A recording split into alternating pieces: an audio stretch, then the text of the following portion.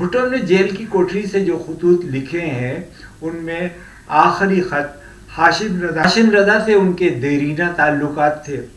وہ لاڑکانہ کے deputy commissioner بھی رہے تھے اور ان کے خاندانی امور سے بھی واقف تھے.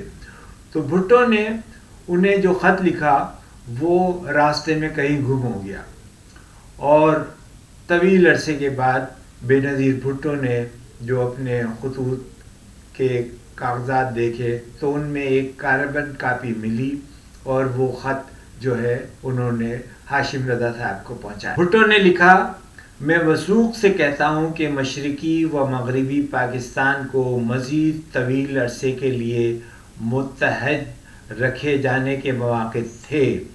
اگر یحییٰ خان کی فوجی ڈکٹیٹرشپ نے 1970-71 میں مجیب الرحمن اور مجھے اقتدار کی منتقلی کے سلسلے میں سیاسی داؤ پیش نہ کھیلے ہوتے، یحییٰ خان نے اپنے لیے اور فوج کو اقتدار میں پوزیشن دلوانے کی خاطر اقتدار کی منتقلی میں فریب نہ دیے ہوتے، تو میرا یہ بیان تعصب پر مبنی نہیں ہے بلکہ اس نظریے کو حمود الرحمن کمیشن رپورٹ میں بھی ظاہر کیا گیا ہے.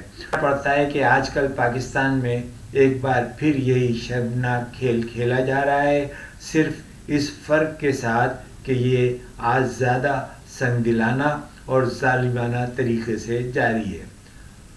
عمران خان کو یہ خط ہمیشہ یاد رکھنا چاہیے کہ انجام کیا ہوتا ہے.